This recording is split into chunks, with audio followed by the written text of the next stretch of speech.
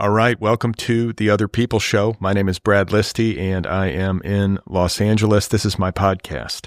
Welcome to it. I hope you're okay out there, wherever you happen to be. Don't forget to subscribe wherever you listen. You can also subscribe on YouTube, and you can follow me. I'm on Bluesky and Instagram. So today is Sunday, and as such, it is time for a new Character Studies episode. Character Studies episodes feature conversations with civilians who appear anonymously on this program to talk with me about their lives. My guest today is a 36-year-old graduate student from Central New Jersey named John, and we had a great talk. So that is coming up. Today's episode is brought to you by Harper Books, publisher of So Far Gone, the new novel by Jess Walter. So Far Gone is the official June pick of the Otherppl book club. That's my book club. If you want to sign up, just go to otherppl.com, get a new book delivered to your door every 30 days.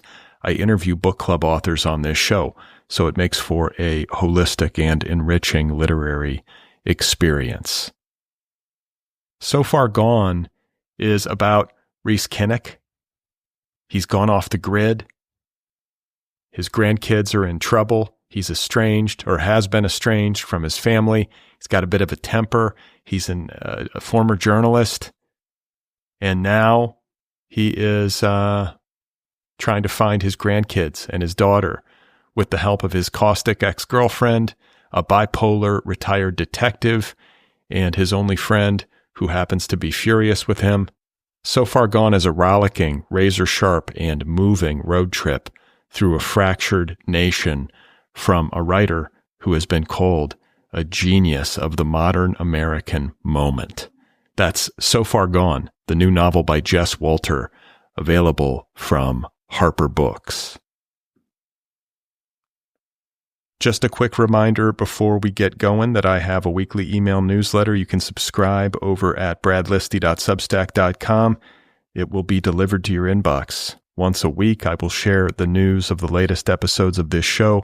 I also share a list of links to things that I've been reading and finding interesting. So if that sounds good, go sign up for my newsletter over at bradlisti.substack.com. I also want to give a quick plug to my new company, Deep Dive, which will be launching later this year. Deep Dive creates long-form educational audio courses, and the debut course from Deep Dive is called How to Write a Novel. I'm the host of the course. It will feature more than 50 hours of instruction from dozens of today's leading writers, including Melissa Broder, Emily St. John Mandel, Matt Bell, Steve Allman, Vivi Ganeshananthan, Madeline Lucas, Wahini Vara, Purchista Hakpur, Matthew Salasis, Antoine Wilson. The list goes on. There has never been a writing course quite like this one. It is robust, and it is an incredible value. It is coming soon from Deep Dive. If you want to learn more about Deep Dive, you can sign up for the Deep Dive newsletter over at www.deepdive.audio. Follow Deep Dive on Instagram and Bluesky. And of course, I will keep you posted here on the show as we get closer to launch. So my guest once again is John, a 36-year-old graduate student from Central New Jersey. And we had a great talk about his life, about addiction and sobriety and all of it. This is a really human conversation, and I think you're going to enjoy it. Once again, Character Studies episodes feature conversations with ordinary human beings who appear anonymously by first name or by pseudonym. The continuation of this series is entirely predicated on my ability to find good guests. So if you know anyone who would be a great guest for this series, please email me. The address is letters@otherppl.com. The only real rule is that it's got to be a non-writer. I talk to writers all the time on this show. I've been doing that for years. The idea here is to talk to people from a wide range of backgrounds and perspectives. So once again, the email address is letters@otherppl.com. If you've got a good guest, let me know. And I think that's it, right? We covered all the bases. So I think it's time to get to my dialogue with John, a 36-year-old graduate student from New Jersey, in this, the 13th character study in the history of this program.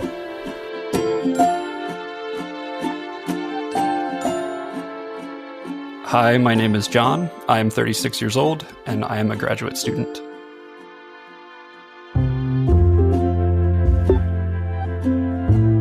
So I was born in a shore town, busy summers. The kind of place, Ocean City, New Jersey, the kind of place where people come in on vacation and they say oh, there's a school here. People live here year round.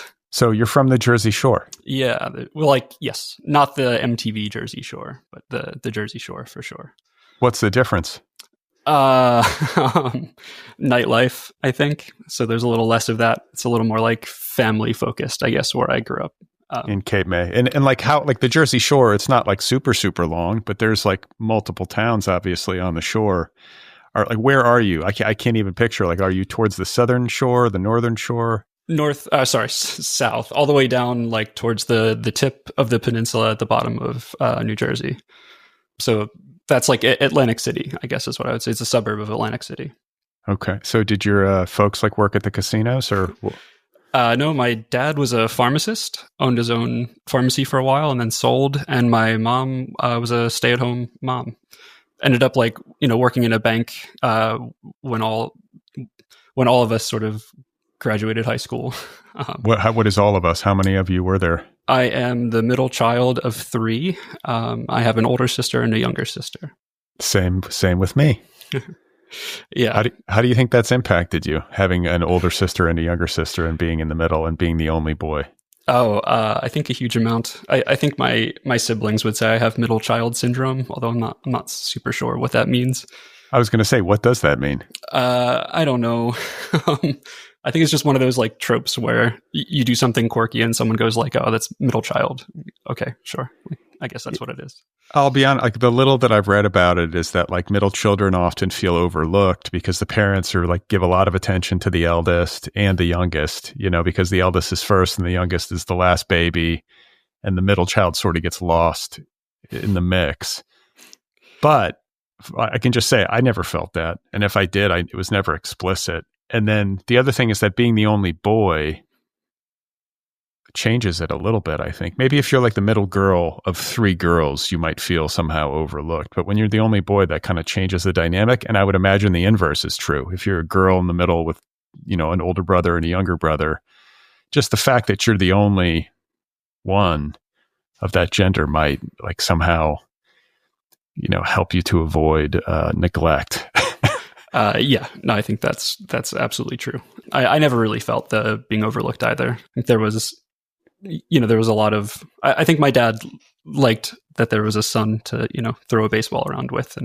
But I think it's had more impact in the terms of just people skills that women seem to have more so than men. Yeah, I feel I benefit. I grew up my dad was at work a lot. He traveled for work a lot. It's not that he was a very present father, but he was just gone a lot. He had to go do stuff. And I was home with my mom and my sisters. I grew up watching soap operas. And I just, it was a very female household that I was raised in. And to this day, I think I prefer the company of women. Yeah, I would agree. As friends, if I'm at a party and things tend to bifurcate weirdly, even as adults, the women are usually off in one room and the guys are always standing around. I have no interest in standing around talking with a bunch of guys. Yeah, same here. Really? Yeah, absolutely. I try to be careful about it, but yeah, I find myself having way more interesting conversations with women than men. That's what I mean. It's not. Occasionally there's a guy that can really talk and has I don't know, but I just find a lot of times it's more inane, and then I guess I just like women. I don't know. Same. Sue me. Yeah, I was a mother's boy or a mommy's boy for quite a long time growing up, though. I can imagine that. Yeah, I'm too afraid to go too far from the house, even when I was a kid, like even in like a small little neighborhood. So you were a shy kid, like timid? Maybe. I think just scared, like fearful. Fear, yeah. That's interesting. My daughter's got some of that. She's like an anxious, like fearful kid. Like maybe knows too much. I guess all kids, I keep reading articles about like kids these days, or they're like the anxious generation or whatever. And like, who could blame them? Right. The internet didn't help. And it was sort of just like, more and more common in households when I was a kid. So. Oh, right. So yeah, cause you're 36. So where does that put you? You're a 90s baby? Yeah. 89. So I was 89. I grew up in the 90s. So yeah, so you're getting into adolescence and people are online. Yeah. And you're like kind of an anxious kid. You're afraid to leave the house and go too far. You were a mama's boy. What was the split with your sisters, like in terms of the age difference? So I am 3 years younger than my older sister, but 7 years older than my younger. Okay, so I'm 3 years younger than my older sister and 4 years older than my younger sister. So similar. Interesting. Yeah, very, very. But was like happy childhood? It sounds like your parents seemed to like have it together. You had good relationships with everybody. Yeah. I think, absolutely fortunate, upper middle class upbringing. Like I wouldn't say I was like spoiled, but, we never wanted for anything. Which, as I look back nowadays, I realize like how fortunate that really is. Totally. Being a pharmacist is a good gig. You can make a lot of money as a pharmacist. Yeah, I used to be able to. I think the wages have gone down a bit, just because they started graduating a whole lot of them. But everyone's like, I got to get in on these pills. These pills are selling. Yeah, they like wildfire. Okay, so you're growing up on the shore. Your dad's a pharmacist, like in Cape May, like on the shore? Yeah, in Ocean City. Yeah, so Cape May. You a Springsteen fan? My mother was a huge Springsteen fan, yes. So you got to kind of, it's like a rite of passage. You sort of have to be into Springsteen if you're from the Jersey Shore. I think so, yeah. And she was from northern New Jersey, which is more, I guess, closer to where he sort of came up. You been to any concerts? Not Springsteen concerts, no. But never. No. My parents went when I was younger because he toured. I think he still tours, but I never went. So formative experiences as a child, like things that happened or didn't happen that you feel shaped you. Oh my God. Up to like in when high you school? like when you went to college, like anything happened to you as a kid? Did you have any like big things that went down that you feel like good or bad? You know what I'm saying? It doesn't have to be something bad, but did you experience anything that you feel like left a mark and like kind of like formed the core of you somehow? Oh, yes, plenty. So I hate to be like the fifth person that you interview who said they were in a band in high school. But I spent most of high school like not really worrying about school and playing trumpet or guitar or bass. So I was in a punk ska band. It's a niche genre, but we had some like local success. We got to play some shows up in New York City and Philly, and that was awesome.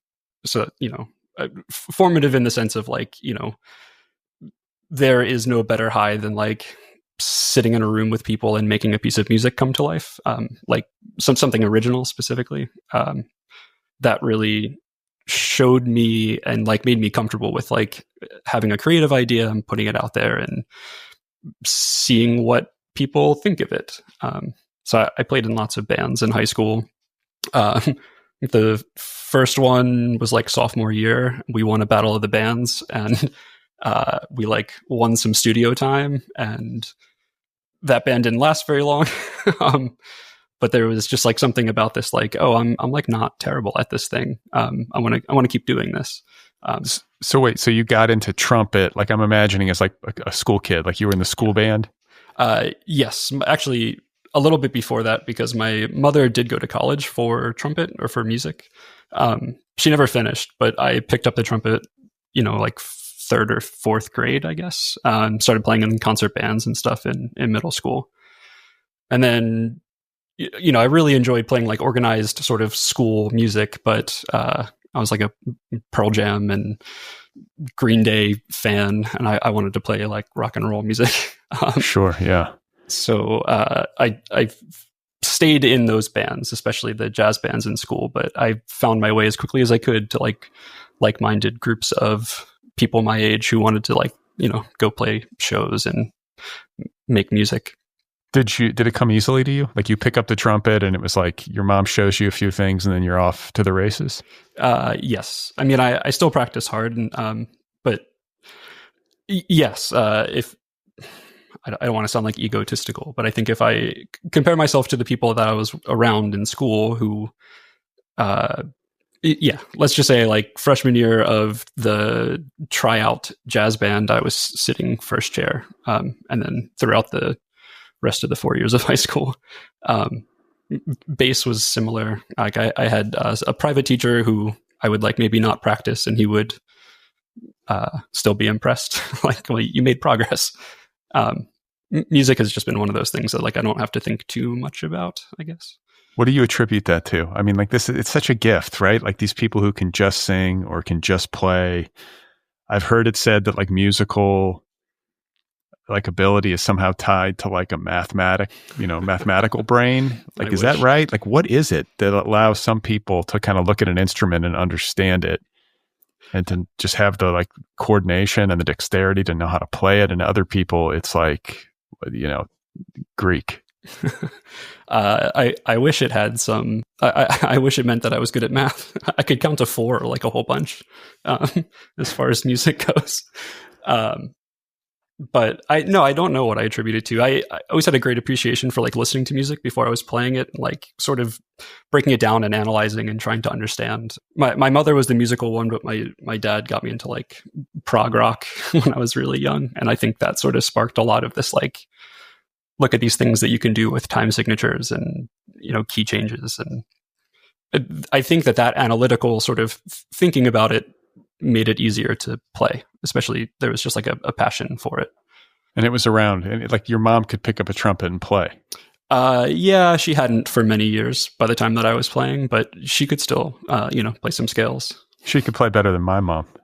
She played better than me for a while. Yeah. I think that is part of it. Like this is just my theory. Like I'm basing it on nothing, but it just seems like common sense that if you're in a family and there's somebody in your household who can really play an instrument or has like a proclivity and you see it, it's like, it makes it possible. You know what I'm saying? Like, it's like, oh, okay, this is something we do. I would imagine it just gives you confidence.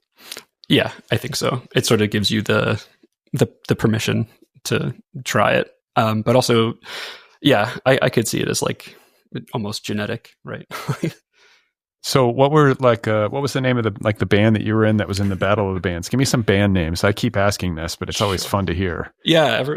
So the first one was called Hummus. Nice. Yeah, that one didn't last very long. And then I played like bass in that one. And then the band that actually had like a little bit of success and like got to go play around, we were called Exact Change, which was not a band name I made up. This was the punk ska band? This was the punk ska band, yeah. And so you win a Battle of the Bands with Exact Change, is that right? Both, actually, yes. But yeah, okay. Them as well. And you're trumpeting in Exact Change? I am in that one, yeah. You're like the fun horn guy in the ska band? Yeah, we had a couple other, we had a trombone player and a saxophone player. And you get to go to New York? We did, yeah. We played a couple shows in Brooklyn. We played a couple shows in central New Jersey, I guess. We played everything from like, fire hall shows in South Jersey to, I think we actually played like the rap party for the like spring theater play at our high school. They allowed us to come and play in the cafeteria for the cast. Live from Asbury Park, Exact Change. We did actually play the Stone Pony. I should say that. Yeah, you did. Okay. Yeah. One time it was a sad sort of like Saturday or Sunday afternoon show. It's hard to draw a crowd when no one knows who you are. Totally. So you're a high schooler and you're having this success in a band. It must have felt really good. You must have been like, this is so great. Like, this is going to be my life. Yeah. I was hoping to do that. Yeah. So much so that I auditioned for college to go play music at school. Like at what? Like the Berklee College of Music or something? No. There is a small school outside of Philadelphia called Rowan University. And they still have a very good jazz program. And I auditioned and I kind of couldn't believe it, but I got in and I went there for trumpet, at least in the beginning. Okay. And so in high school, like overall, like good experience as an adolescent, like junior high and high school, you were in the same town. You probably knew people. Did you have friends? Yeah. Mostly based around music. Just like bandmates and stuff. Yeah. And just people who would, yes. Yeah. I was, there were clearly like, the popular people and the jocks and whatever, but I was very lucky to have a really, really good group of friends in high school. And your parents supported this. They're like, your mom must have been kind of thrilled. I would like to think so. Yeah.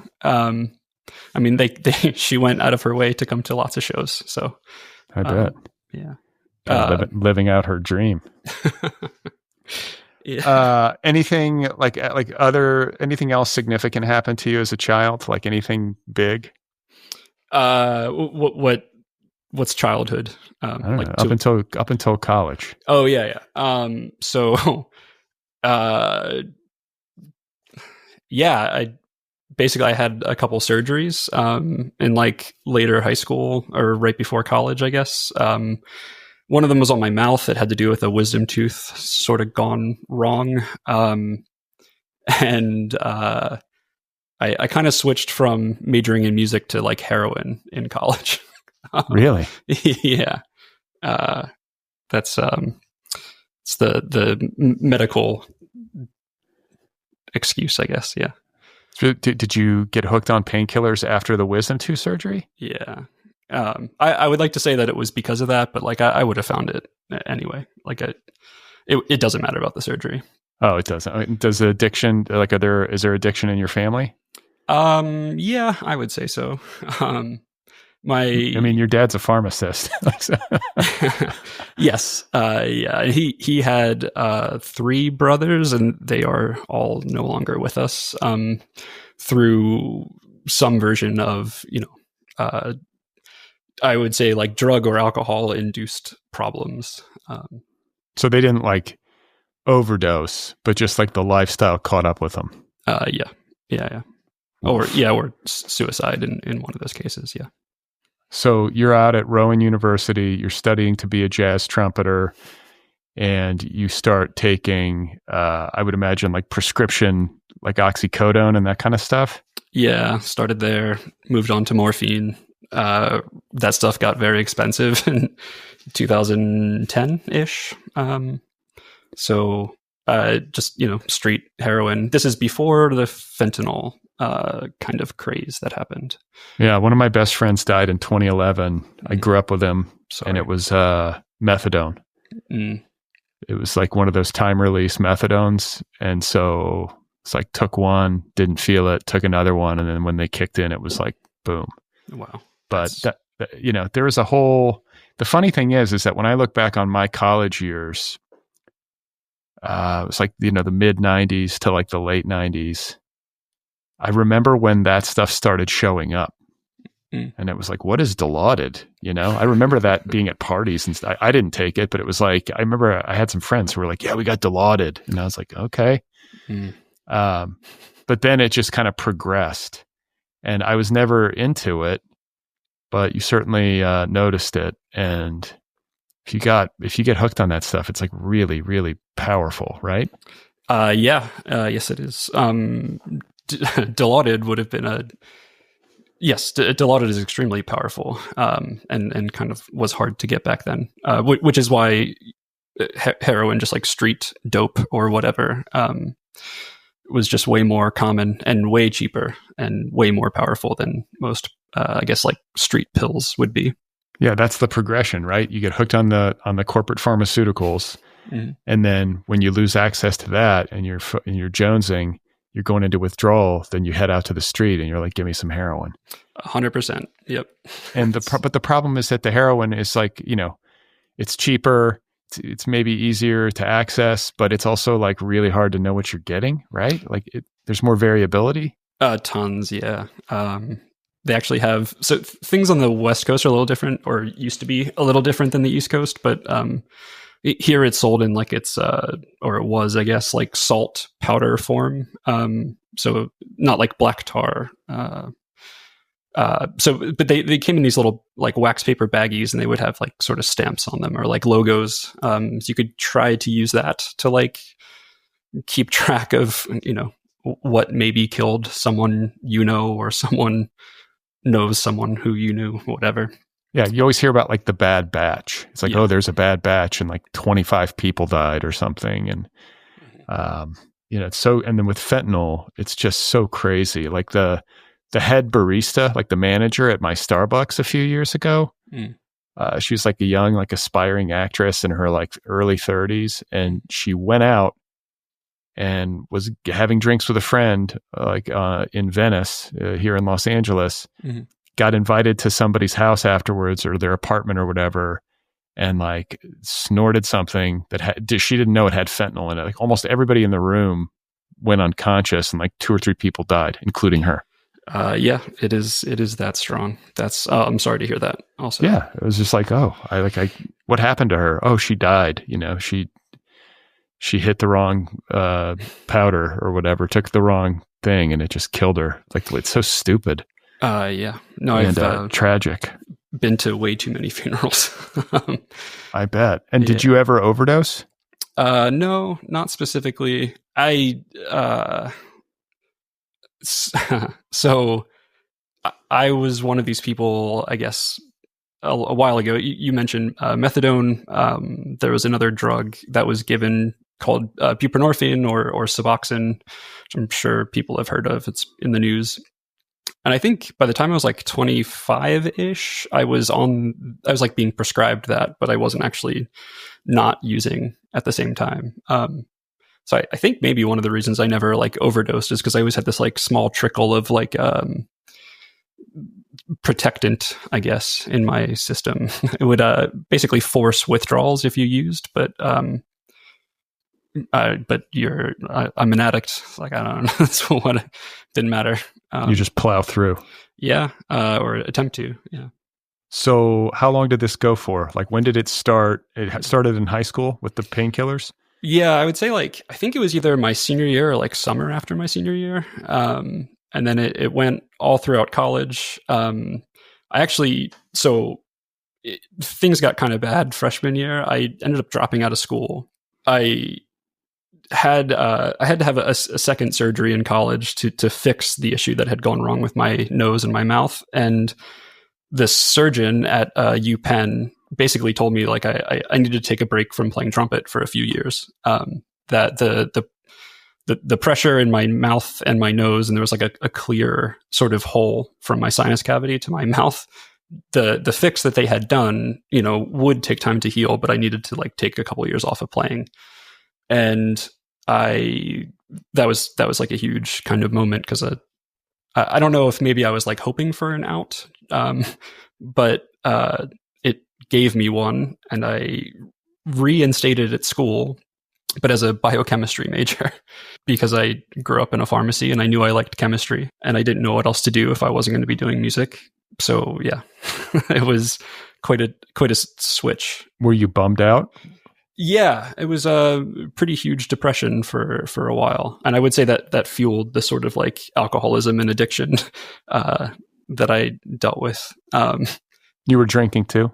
Oh yeah. I'm sorry. I say heroin, but I think what I should say is like, I think in the rooms of AA, you might call me like a garbage man, just pretty much anything. I was drinking heavily, shooting heroin constantly. You were shooting it, or are you smoking it? No, shooting it. Yeah. Wow. You don't, like, when I'm talking to you right now, I wouldn't know that. Yeah, that's the plan. Yeah. That's the goal.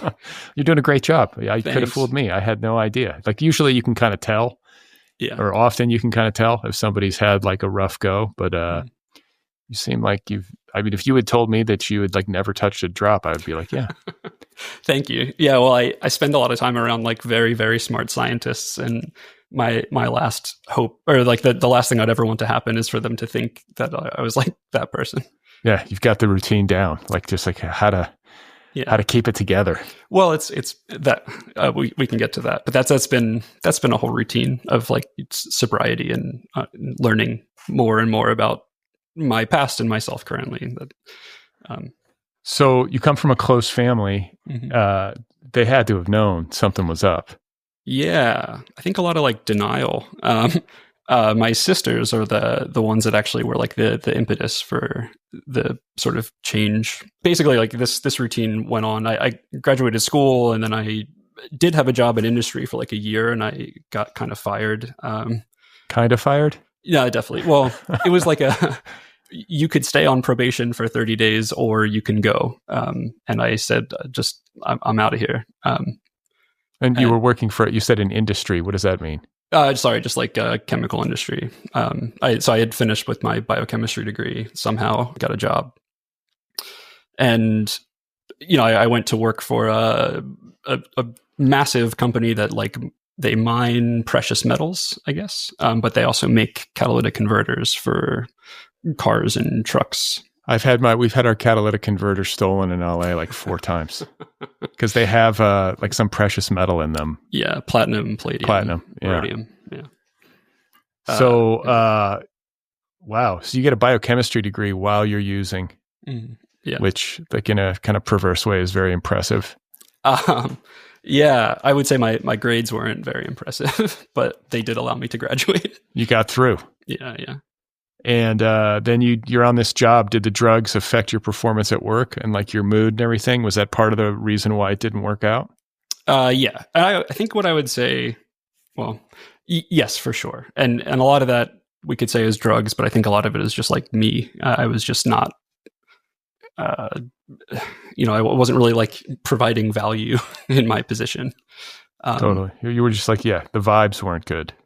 Yeah, and I was 23 or whatever, and I was like, any excuse to not do something and then blame someone else for it, like that sort of mentality, right? It's easy to have when the first thought in your mind every day is like drugs instead of work. How did you look back then? Like, were you looking? You must have been looking unhealthy. I think a little bit. Usually like dark circles, and I was pretty skinny at the time, but I always kept my hair short. I always wore like. A lot of this was motivated by not getting caught by police, but I always wore like a button-up collared shirt. Like even when I was, going out to pick up, the goal was just to not look like the stereotypical person going to cop drugs, I guess. Like you're like undercover as like a square? Yeah, a little bit.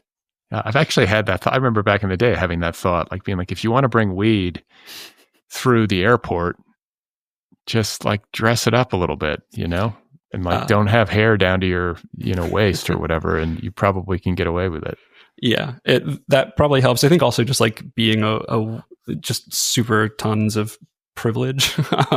So I have been, I was pulled over. I had been stopped. I should have been arrested a few times, but there's just, I don't have a great explanation for why I was not in trouble other than like white male privilege. So how does it like end? How does the using period of your life end? What does like the bottom look like? And you said your sisters kind of intervened.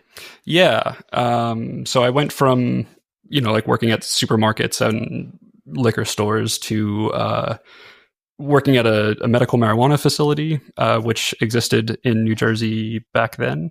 This was like 2017, I guess. And I think my parents knew that something was wrong, but my sisters were the only ones that really like spoke up about it. And somehow they convinced my parents to like bring an interventionist in. So I kind of just remember coming home from work one day. There was someone who I didn't know who they were. And I sort of knew exactly what it was when I walked in the door. Was everybody sitting in a circle? It was like that. Yeah. And you're like, oh shit, papers and gigs letters up. in hand. Yes. Yeah. What did you say was in hand? Papers? Like a letter to me, like something to read from, so they could tell me how it's affected them, or the stereotypical like intervention thing. Protocol. Yeah. But it was effective. I was a real asshat for like 2.5 hours before I finally relented and said I'd go to a rehab. Were you angry? Like, fuck you. Like, what are you doing? All 100%. That. Yes. When you look back on it now with the like some perspective and time, is that anger just fear? Mm-hmm. Is that what it is? Like, yes. Or it's just like it's like that uncomfortable feeling of exposure, and it kind of morphs into rage or something. Yes. It's fear of unknown, and like I was 27. I didn't think I was going to live past 30. I had sort of just accepted that, I guess, and I had thoughts throughout the time that I was using, like 10-ish years, that like what does this look like when you're 40 or 50? Like what how do you do this and like have a job? But those are sort of like you brush past those thoughts pretty quickly. But yeah, I think just fear. I had gotten this job. I was hoping that I might be able to do some chemistry with this medical marijuana facility, like working on extractions or something like that. And I didn't want to give it up. And I knew that going to rehab meant, that job was gone. And I also at the time, like, never really believed that anyone got sober. I didn't believe it. To me, it was such a powerful thing that like there was no way that I was ever going to not have this in my life, I guess. That was just your reality. Yeah. But looking back, just totally fear of unknown, fear of, not having the status quo, as even as uncomfortably comfortable as it was. So the question I have, though, is that like your sister sort of knew something was up, but did anybody really know what was going on? Like to stage an intervention, I feel like usually it's like there's a really clear picture of what's happening. Mm. But I don't know if that was the case with you. Like, was it just kind of like, we know something's fucked up, we're intervening, tell us what's going on? No. Well, my sister went through the trash outside of our house and found like just a whole bunch of syringes and needles and little baggies, like empty, dope bags. And that was when I think she finally was able to like convince my parents that they needed to do something. And when I asked her about that, she said it was strange because you took the trash out in the middle of the day and you would have never done that unless you were like trying to get rid of something. This is older sister or younger sister? I think it's the younger sister that did this. But the older sister was the one that had been sort of speaking up the most about it outside of that particular incident. So younger sister's like the sleuth who's like monitoring your behavior, and then going to the older sister and being like, look what I found. And then your older sister's like, I got to say something about this. I think so. Yeah. And I mean, maybe if they hear this, they will correct some of those details. I'll be honest, my memory is not super great from back then. Yeah, but sure. So, okay. So, and being an addict is expensive. Yeah. Yes, it is. So you were blowing through money back then. Like, that's the thing I always like wonder about. I guess people they do whatever they have to do because the power of the addiction is so strong.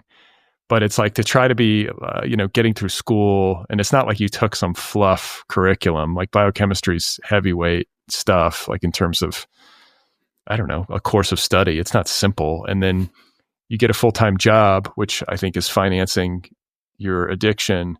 Mm-hmm. But I know, addicts don't tend to be super responsible with money. No. And money is often a problem for people who are nursing an addiction. Like, was that the case? Yep. Yeah, absolutely. I learned how to pick locks, like pretty early on, I think. One of the things that fueled, like, I guess earlier on, I remember there being Percocets in like a small safe in my parents' bedroom. This is before things got like entirely wild, but obviously still in the throes of addiction. And it was just like a fire safety box, but I learned how to pick that lock.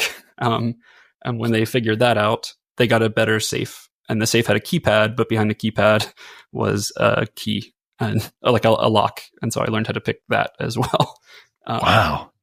Yeah. It's industrious. Thank you. Yeah, I appreciate that, actually. But I mean, like, it's crazy. Like, that's the thing. The power of this is so strong that you'll be like, I will learn how to pick. Were you watching like YouTube videos of how to pick locks, or? This is probably before YouTube was like really on my radar, but there were like sort of schematics and like how a lock works and, just Google image searching. And then I think what I did was I took a pair of like nail scissors and broke them in half because it has some of the nail scissors have like a little bump on the end. Like you a can curve. kind of use that to hook up the whatever they're called in the middle of the lock that like the spring is on with the little mechanism. Wow. Yeah, that and like a metal toothpick sort of wriggling around inside of a lock. So you're in this intervention and your family's sitting there reading aloud to you, and it's excruciating. You get really angry, but you don't leave the room, right? You're just like in there, just kind of like being pissed off and trying to resist. Yep. And then at some point, like, how does that work? Like, the interventionist, like the pro, like kind of like neutral third party who's there to kind of mediate, is like, we want to take you to rehab. Yeah, they gave me like a choice basically, which was, you can't stay here or you can go to rehab. And so I think I initially like started making plans in my head for like, I got some places I'll go stay. But ultimately, like something came over and changed my mind. And I think it was the interventionist. I don't remember exactly what he said, but basically there's a thing amongst, the recovering alcoholics that say like a non-alcoholic would have a tough time sort of like gaining the trust of someone in active alcoholism or addiction, but someone who's been through it can like really gain their trust quite quickly. And this interventionist, understood. He'd been there. So he somehow kind of spoke your language.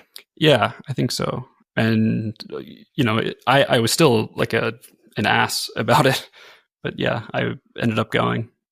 That's a really intense job when you think about it, to be an interventionist, because you're meeting somebody at such a crisis point, and if you don't succeed, it could be the end of that person.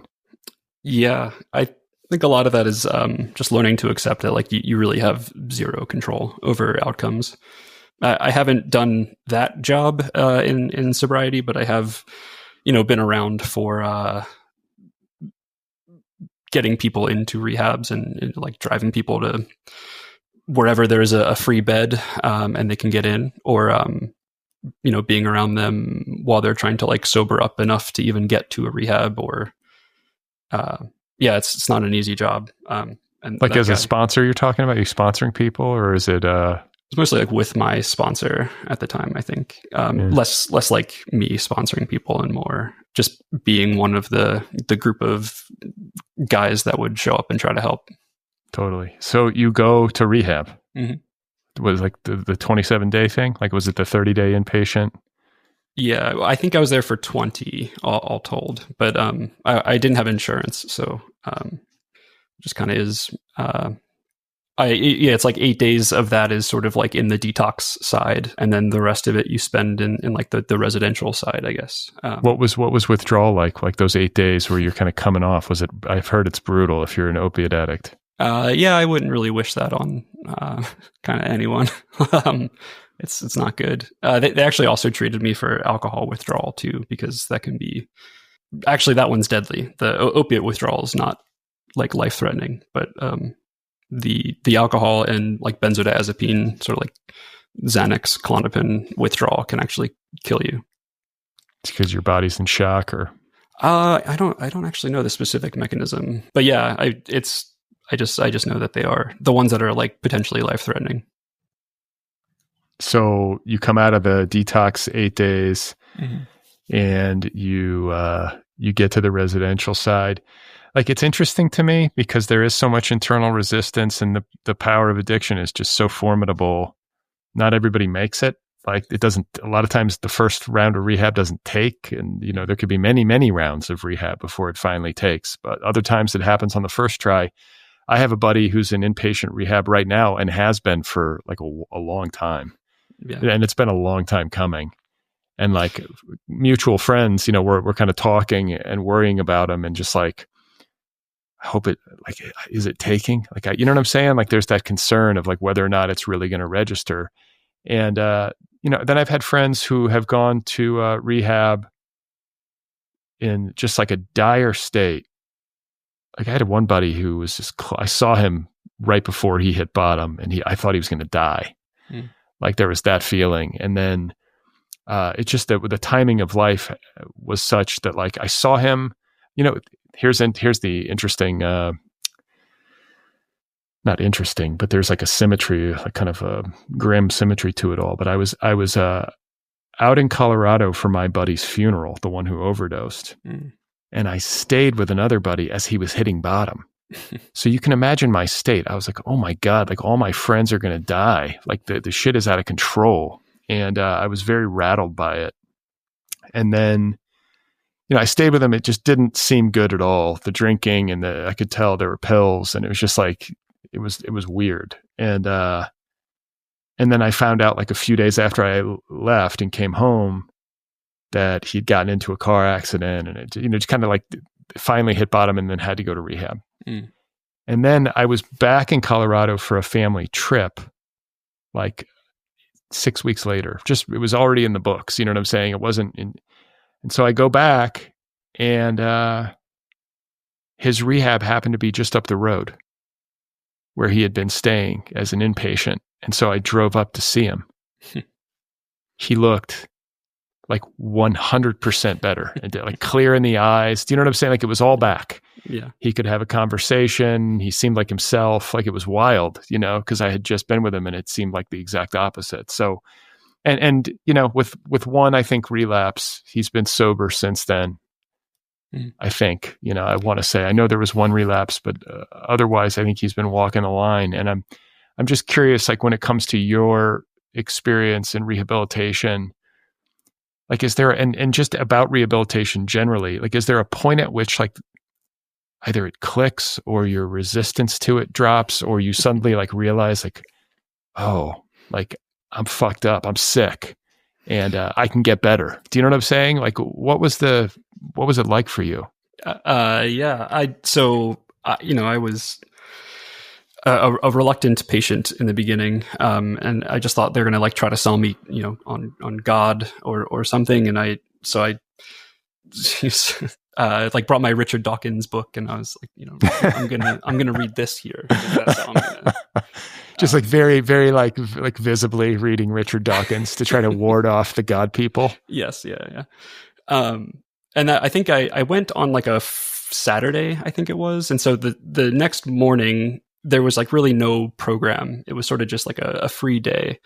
And this is where I just like read in a lobby and I just didn't want to make friends. And I didn't want to be a part of it, but on the following day, the program starts and I start hearing like these counselors who have all been through exactly what I've been through. And I had never really met anyone who had talked about, like just the words like, oh, you never have to feel like that again. Like these sorts of, you don't ever have to do that again sort of thing.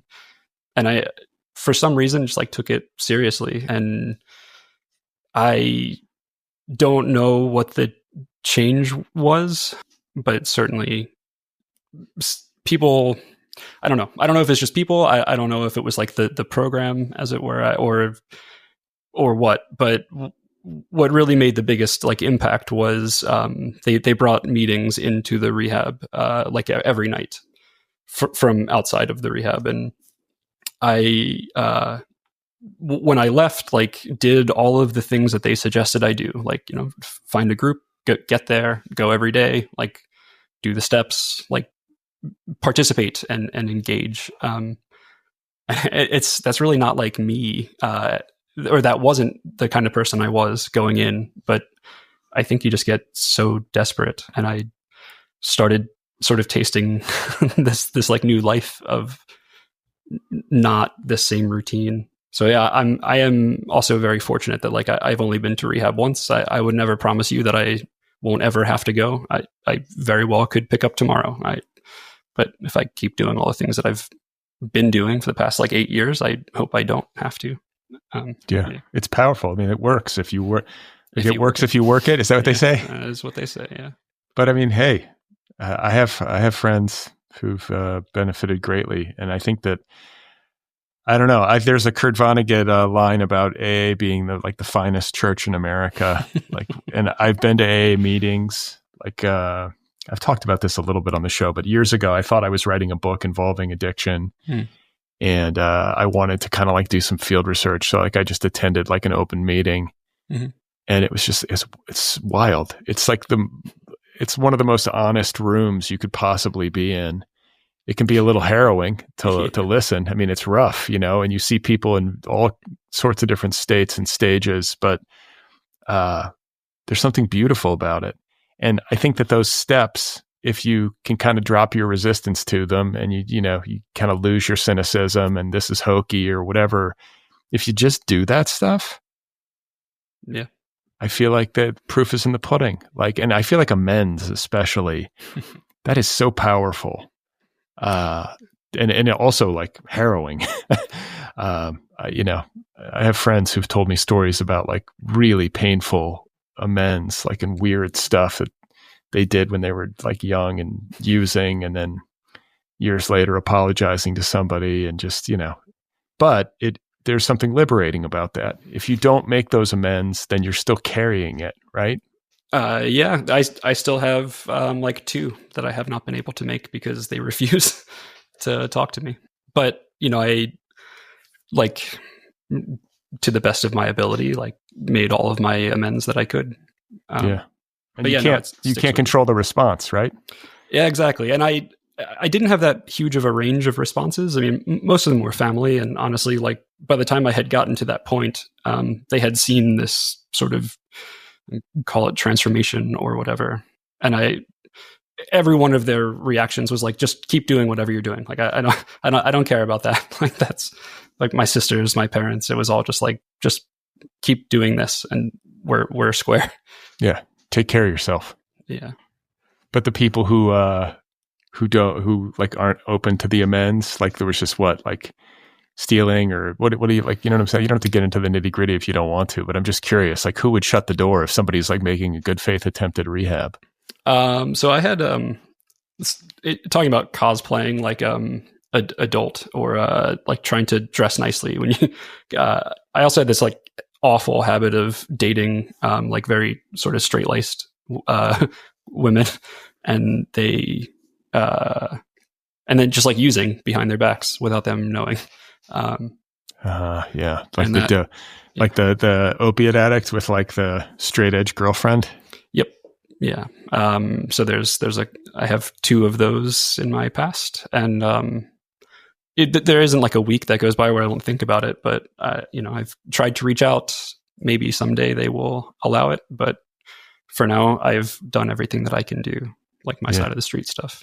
Is there a and I don't know if this is off limits to talk about, but is there a protocol for how to do amends? Do you know what I'm saying? Because I can imagine okay, I got to make amends, but then I've done something that's really fucked up to somebody, and it's just emotionally complicated.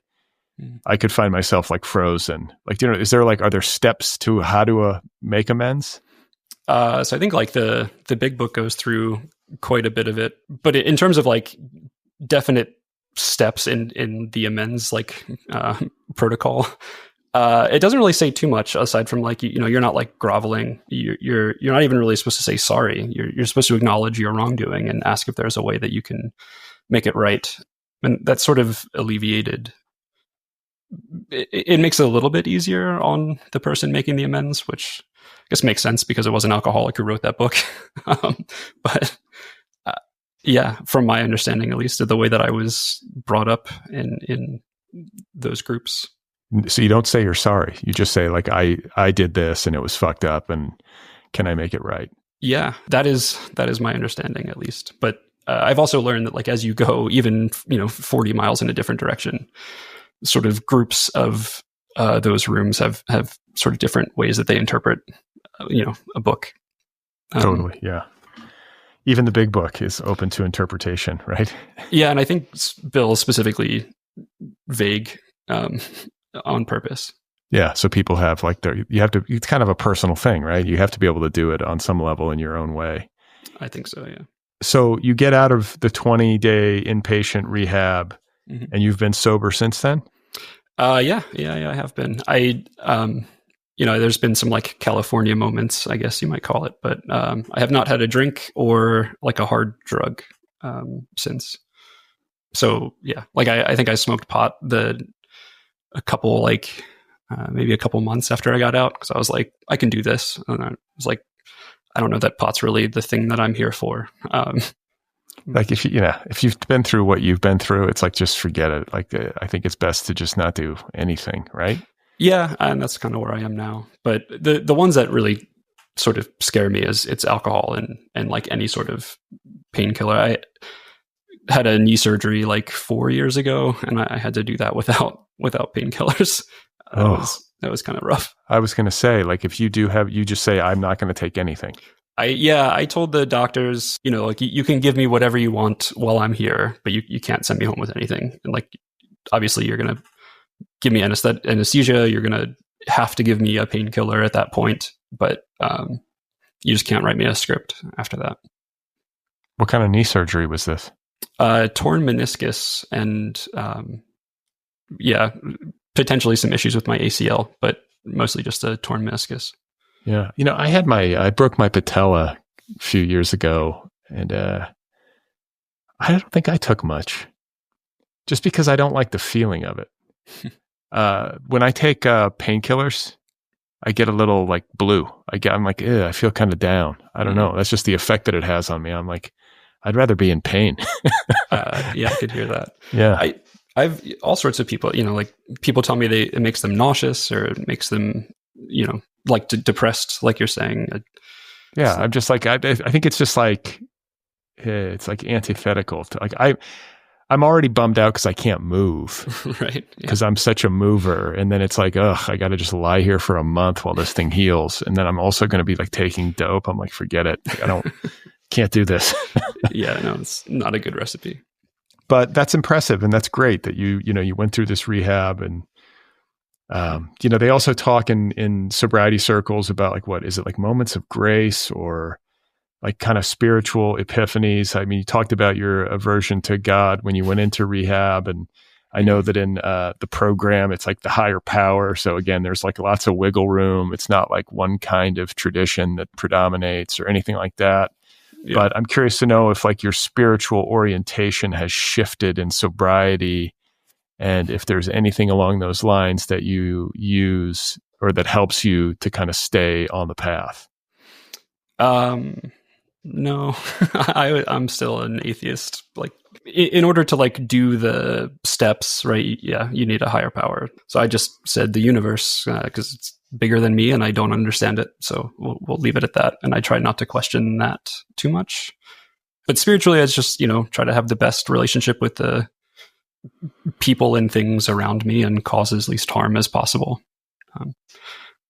It's kind of short, maybe not super satisfying answer.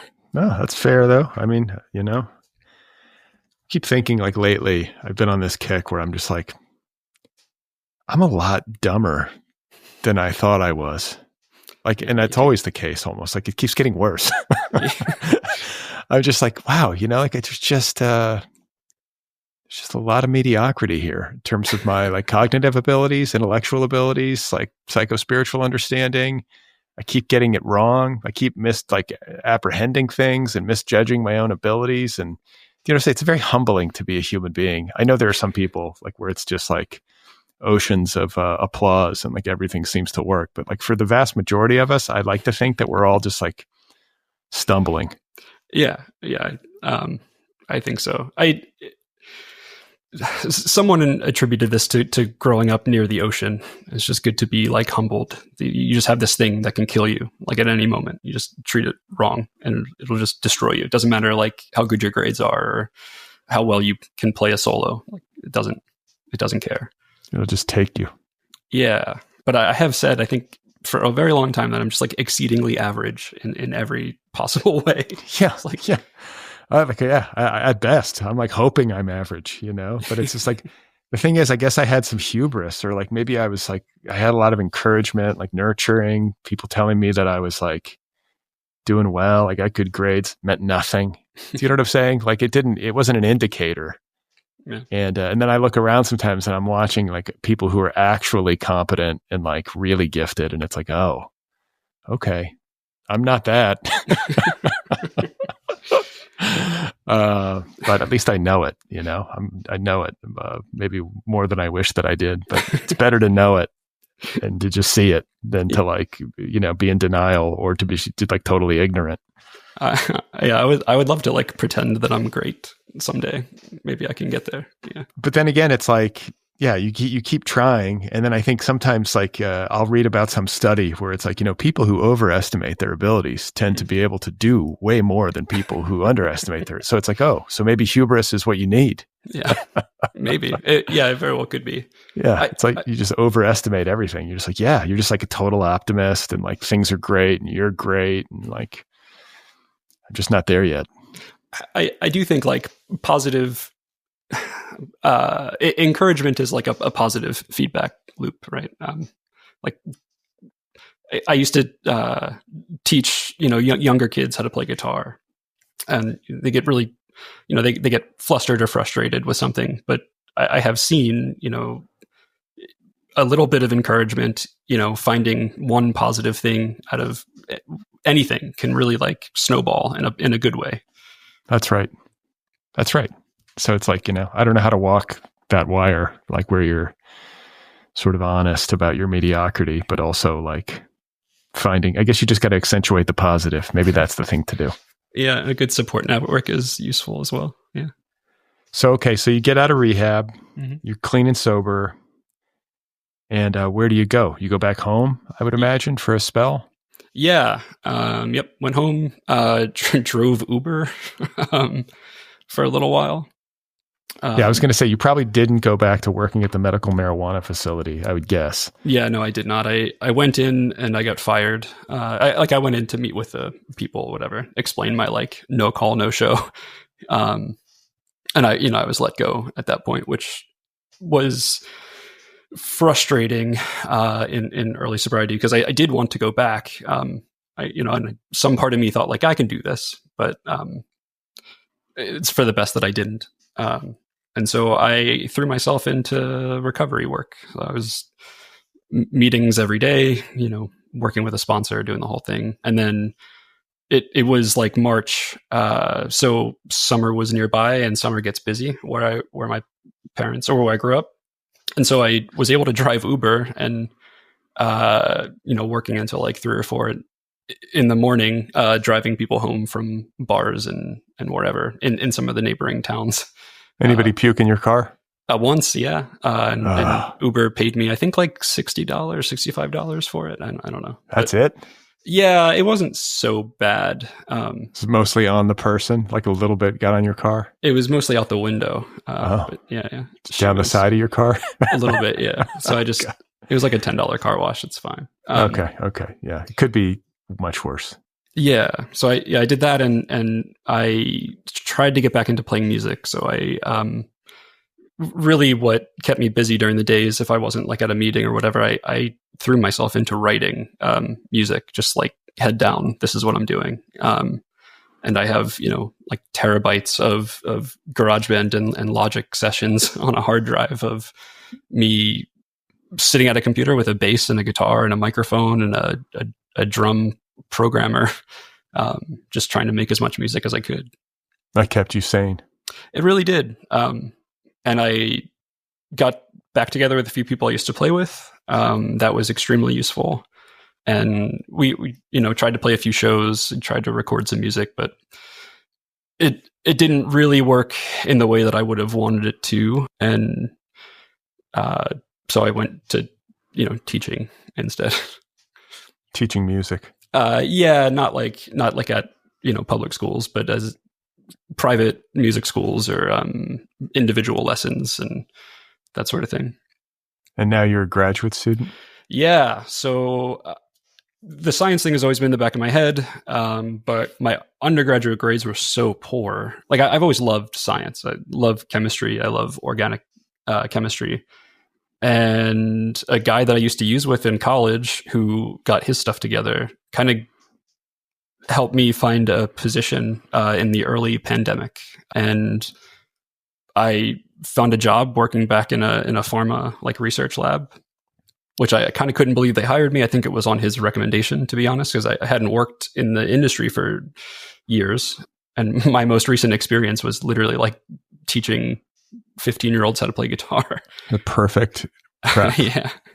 So, but I hit the ground running with that job. I did really well. I got promoted in like a year and a half, and I changed my focus to like, I'm not just going to do this. Like I want to go back. I want a PhD. Like this is, I want to like do research and provide, or just contribute to the world in the best way that I can. And I think maybe right now that way is working in research, trying to like understand the world in a better way. What kind of research? Like what's the lane that you're in? So the program I'm in is chemical and biochemical engineering. So it is technically like a little bit of a shift from what my undergrad was, but I guess the best way to say it is I work with proteins. Protein's big these days. Everyone's into it. Absolutely. Yeah. There's even people saying they have protein anxiety because they feel like they're not getting enough proteins. I read about that. I believe it. I believe it. Yeah, it was like 30 minutes after your workout, right? Yeah, I can't keep up. I feel like it's kind of, I feel like it's bullshit. I think if you just eat like normally, you're going to be fine. Like, yeah, I tend to agree. I'm no expert in nutrition, but I think you're right. So yeah, we work, engineering proteins to do reactions to make things. So in the future, a lot of pharmaceutical drugs, like, I don't know, Tylenol, let's say, instead of being made with like really harsh catalysts, like gross chemicals that often are used on large scale, like you can engineer an enzyme or a protein to do those reactions, make those drug molecules for you. So this is kind of you following in your dad's footsteps. Yeah, a little bit. Yeah, I think so. Son of a pharmacist getting his PhD in bio and chemical engineering? Yeah, chemical engineering. You're like, you sold the pills, Dad. I'm going to make the pills. Yeah, I never understood why you'd go. Well, I never understood why you go to school for 6 years and then not use all of the information you learned. It's just he was a retail pharmacist. There are plenty of pharmacists who do go into research and they apply that knowledge in a different way. There would be kind of a strange poetry if like you end up making painkillers after struggling with painkillers, right? It's been a thought because there's a pretty hot field, at least for the past, I don't know, 10 years or so or more probably, that like non-narcotic painkillers. So yeah, I was just reading about this. I don't know, it might have been on Instagram, but it was like, yeah, there's like a huge push to make painkillers that are not like opiate based. Absolutely. Yeah. Some of them derived from like all sorts of weird like ocean animals. Like one of them is I think it's actually derived as a toxin from one of the fish that like people eat as a delicacy, where like the chef has to be very careful with how they prepare it. Is it DDX or XD something toxin? It doesn't matter, but that is a candidate and has been one in research. This is not what I do, but these are things that I also keep an eye on. I take CBD. Yeah. Is that okay? Like, am I going to die? Is it all right? I don't think so. I think it's fine. Yeah. Yeah. I mean, it's a low dose. I'm not taking like a ton of it, but I feel like it does help me like sleep a little bit. And I have a theory anyway, that it's like good for like exercise recovery. Really? Like it has a little bit of an ameliorative effect, like painkiller wise. Like it's a little bit, you know what I'm saying? Like if I'm sore at the end of the day, like, and I take like a CBD gummy, it's like, okay, like this is a little bit better. Huh. Am I crazy? I don't think so. I mean, at the very worst, right? Like the placebo effect is very powerful. So yeah, I mean, you're the PhD. I'm trying to get as much information out of you as possible. not quite yet. I got some time. How much time until you get it done? Probably like another 4 years. So I really swam upstream. So I started this program while I was working full time, and I think they let me in as like a pity because my grades were so bad. I wasn't really going to get in anywhere else. So they admitted me to like the master's program. Basically, like instead of us paying you to do a PhD, why don't you pay us to come to school? And prove it. Yeah. And so I've been doing that. In fact, I quit that job that I was talking about, and I am now fully funded by my PI or advisor at school. So I'm still a master's student technically, but I'll be shifting over to the PhD program, hopefully fall next year. Are you married? No. Dating? Yes. Yeah. Okay. And that's like going all right? Like you, this is post sobriety, right? Yeah. I met someone in rehab and we dated for quite a while. This is not what you're supposed to do. I was just going to say. Yeah. That was a very, I don't know. I also would attribute to part of like the comfortable in sobriety is like going through all of that with someone you're dating is interesting and like not advisable. But I think in my case, like kind of worked out pretty well. We're no longer together. But it was probably the first relationship I was in where I had like full support for anything. It was like, oh, you want to quit your job and play music? Like, go for it. Like, I'm here. Let's do it. I hadn't really had that in relationships before. So you want to make some bad decisions, be a little bit reckless with your financial future? Let's go. Yeah. But like support, like personal support, like, yeah. Like a buddy, somebody who like actually was like, yeah, I'm in your corner. Absolutely. Yeah. Versus what? Somebody who's like trying to change you or trying to like mold you into what they want you to be. Yeah. We're just like, been in relationships where like no idea I have is ever good. Right. Like, or like, and I'm not, this is not a comment on anything other than like the relationships I've found myself in where if I have a big idea, which I tend to dream quite big, that gets like shot down, but those ideas were never shot down in that case. And then where'd you meet your current girlfriend? So we met on a dating app actually, but she was finishing her MFA. She's I'll call her an author. I think she's an aspiring author trying to get published, but we met on apps. She lived not far from me, but also she was on vacation when we matched. I happened to be in South Jersey when she was at her folks' beach house. And that's when we matched, although we both lived 150 miles north. It's kind of interesting story. But we've been together for 4 years, I think. All right. Good for you. We've been together. Is that the connection? Does she listen to my show? And is that how she even knew about this? Absolutely, yeah. We had listened in the past and then like on car rides or whatever, but she asked me the other day and I was like, yeah, no, sure, I'll do it. be interesting. Totally. Yeah. It has been interesting. I hope so. Yeah. What's it like to have listened to the show and then to actually have to talk with me as somebody who's like not a writer and probably never expected to be interviewed by me? Has it been all right? Yeah, no, it's been great. I've been comparing myself to the other people you've had and I shouldn't do that. That's like a no, but I just think like, oh, I probably sound like a crazy person. No, which is fine. Listen, I've talked to much crazier people. Trust me. I'm glad to hear it. Yeah. But it's really good to meet you. Is there anything else like you got? I feel like we've covered it, but I mean, is there anything else that I've missed that I should have asked you?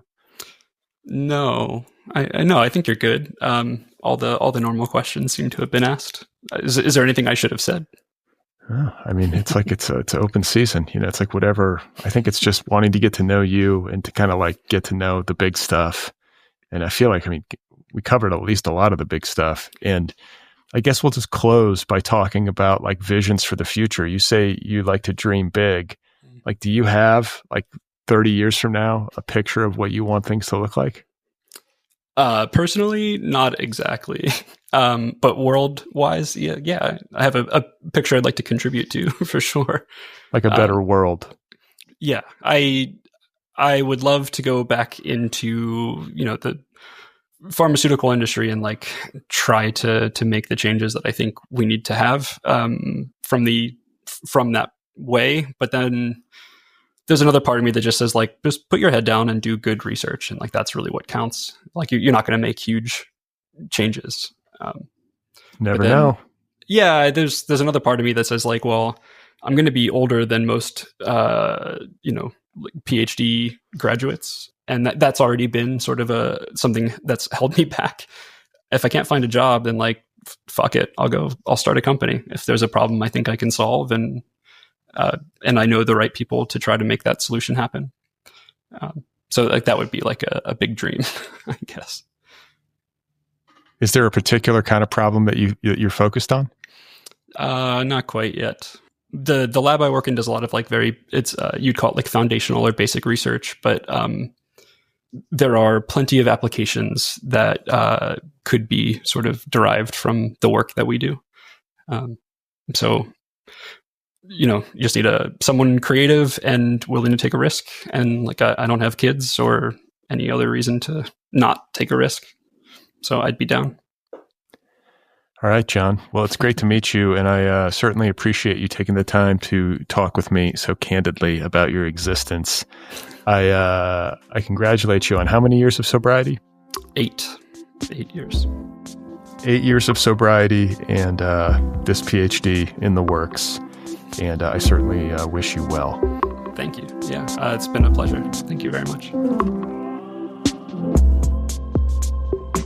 Okay, there we go. That was my conversation with John, age 36, a grad student from Central New Jersey. Great conversation, right? My thanks again to John for his candor and for taking the time to talk.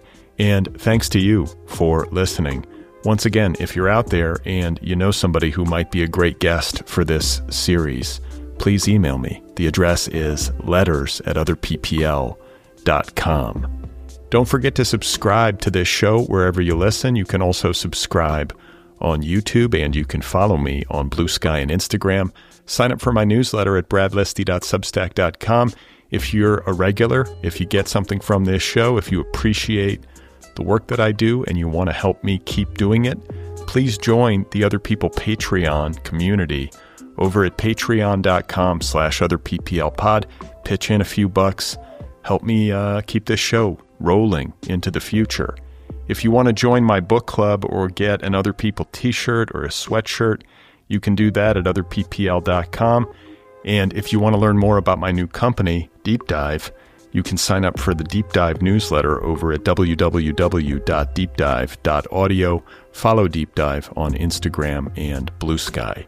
Finally, if you have 2 minutes, maybe like 90 seconds, if you just are feeling like you want to do me a quick favor, is that you? I would really appreciate it if you would rate this podcast wherever you listen. So Apple Podcasts, Spotify, whatever it is, rate it, write a little review. If that's possible, it helps the show in the algorithm, and it helps it find new listeners. So coming up on Tuesday, I will be in conversation with Claire Hoffman, a returning champion and the author of Sister Sinner, The Miraculous Life and Mysterious Disappearance of Amy Semple McPherson. This is a great biography about a figure that more of us should probably know about. So Claire Hoffman on the Other People Show coming up on Tuesday.